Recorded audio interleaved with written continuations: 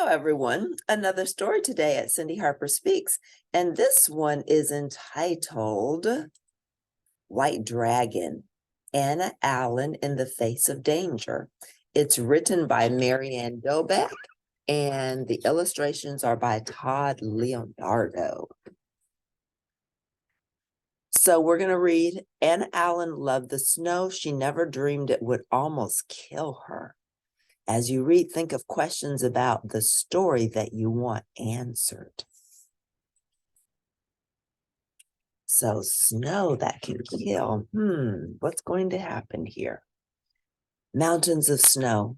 In 1982, it snowed hard in the Sierra Nevada, a chain of mountains in California. By late March, the mountains lay beneath a deep cover of snow. Business was booming for the ski resorts there. All day long, skiers rode up the mountainsides and skied down the smooth, white slopes. Anna Allen worked at the Alpine Meadows ski resort near Lake Tahoe. Lake Tahoe. She ran the chairlift that takes skiers up the mountain so they can ski down. It was a good job for a 22-year-old woman who loved the outdoors. She loved skiing, and every day she could look at some of the most beautiful mountains in the world. Skiers fly down the slopes of Alpine Meadows overlooking Lake Tahoe. So Alpine Meadows is right there. On the last day of March, Anna awoke to a fresh layer of snow. It was 6 feet deep in some places. Throughout the day, heavy, wet snow continued to fall. Anna wanted to help a friend dig out his car from under the snow. She needed her waterproof ski pants.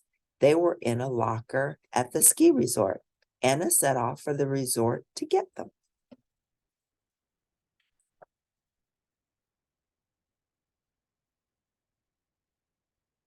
Blasting the slopes. The mountain manager was in charge of making things safe for skiers at the resort. He had closed the resort for that day. He knew that the heavy snow might slide down the slopes and become an avalanche. Without warning, tons of snow cold could come crashing down the mountainside. An avalanche could snap trees, smash buildings, and bury skiers. The locker room was in a 3-story building near the ski lodge. As Anna went into the building, she met the mountain manager. He seemed upset with her. He told Anna that she had just done something foolish and dangerous. You skied on the main road, he pointed out. A team was getting ready to blast the snow on that road. Anna had just missed getting caught in the blasting. Oh my goodness. When steep slopes can hold no more snow, the snow begins to slide.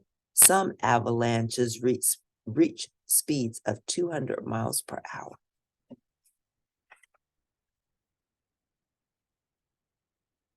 Train workers blast the slopes to make small avalanches. Setting off a few small avalanches can stop big avalanches from happening. Big avalanches can be deadly, but getting caught in an area being blasted can be deadly too. Anna had not known about the blasting. She had been very lucky to miss it. Skilled blasters help prevent large avalanches. Buried alive. Anna knew how lucky she had been. If she had known they were blasting the slopes, she never would have gone to the lodge. She hurried to the hall lined with lockers. She would just grab her ski pants and head home. Crash! Something hard hit her. Everything went black. When Anna awoke, she had trouble thinking clearly. Her head hurt terribly. She looked around, but she didn't know where she was. At first, she thought she was at home. She thought that maybe the hot water heater had blown up, or maybe there had been an earthquake. Slowly, her thoughts became clearer. An avalanche, she realized. Anna could feel the wooden lockers that had fallen against a bench to form a space. The space was only about 3 feet wide and 5 feet long. She could not see. It was as dark as night and as cold as a refrigerator. There was little room for her to move. Anna was not sure that she would leave this place alive. Searchers start looking. A large avalanche had rushed down from the slopes above. It had smashed the building to pieces before coming to a stop in a nearby parking lot. A lucky man at one end of the building was able to dig himself out. Searchers were already on the scene. How many other people might be buried in the building and under the snow? Two searchers had seen Anna walk toward another part of the building. That part of the lodge looked completely destroyed. It didn't seem possible that anyone there could have survived. They would try looking there later. For now, searchers chose a different spot to hunt in. Rescue workers and dogs search for people buried under the snow. Bridget, the rescue dog. Later the next day, the search moved back to the building where Anna was trapped. The next day, the searchers brought in specially trained rescue dogs. These dogs are trained to find buried people by sniffing the snow. Then they help the searchers dig the people out of the snow. On the third day, a rescue dog named Bridget barked loudly. Someone was buried. Bridget stood over the spot where Anna lay trapped. Several searchers listened for someone below, but they couldn't hear anything. It had begun to snow heavily again.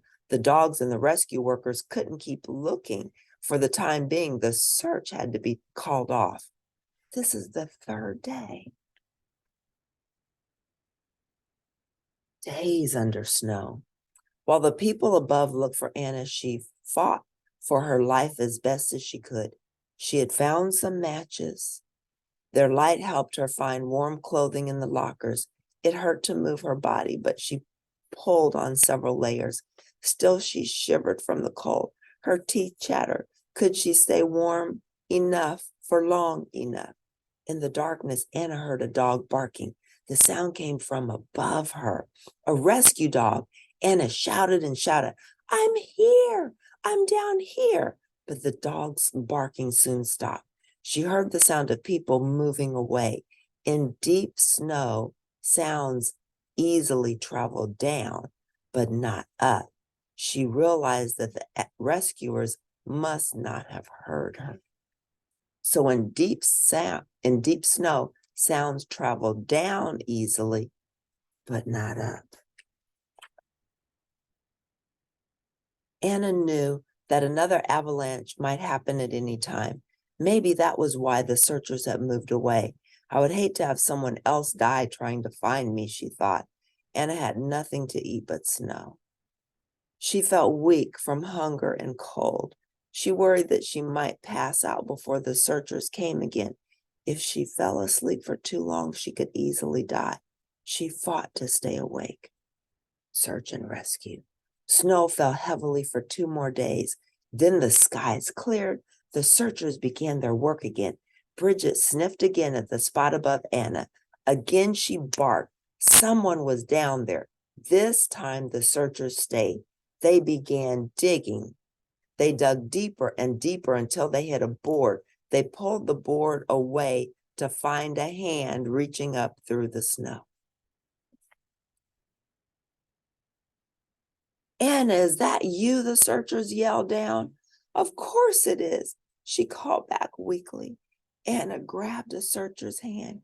He pulled. She crawled up into daylight. It had taken 5 long, cold days, but now she was free.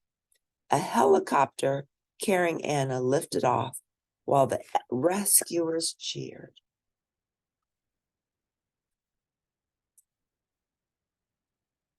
Back on the slopes. At the hospital, Anna was in very bad shape. Her legs had been in the cold for too long. In the end, she lost her right leg below the knee and all the toes on her left foot. Anna learned to walk with an artificial leg.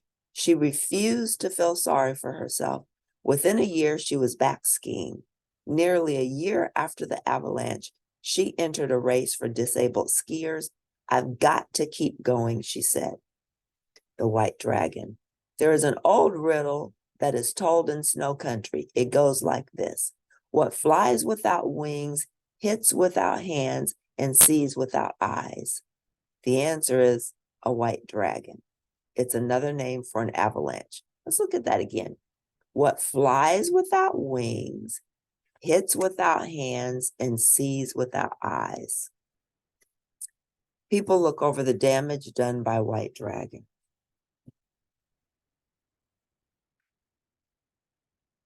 Today, Anna Allen works at the Mammoth Mountain Ski Resort in California. She visits schools and teaches ski safety. She tells of the 5 days in March 1982 when she was trapped by an avalanche. She hopes her story will help others know the fury of the white dragon. Wow, it's a true story. Why is a mountain manager upset with Anna? Because she came back to the ski lodge. She wasn't aware that they had scheduled blasts to make small avalanches. Why don't the rescue workers hear Anna shouting the first time? Remember, Anna said, sound travels down easily, but not up. Plus, another storm was coming. Why does Anna fight to stay awake before she is rescued?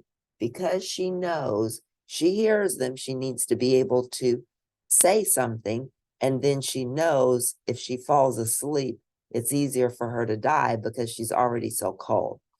How do the headings help you read the story? The headings help us because they tell what's to come underneath in that body of text. White dragon. So now you know a story. Anna Allen in the face of danger. She made it through. She lost all the toes on her left foot and her right leg beneath the knee, but she still learned to ski it again. She didn't let that stop her. So her love for skiing never ceased. So she persevered, she lived, and she thrived. So if you liked White Dragon, please press like at the end, and I'll see you next time at Cindy Harper Speaks. Bye for now.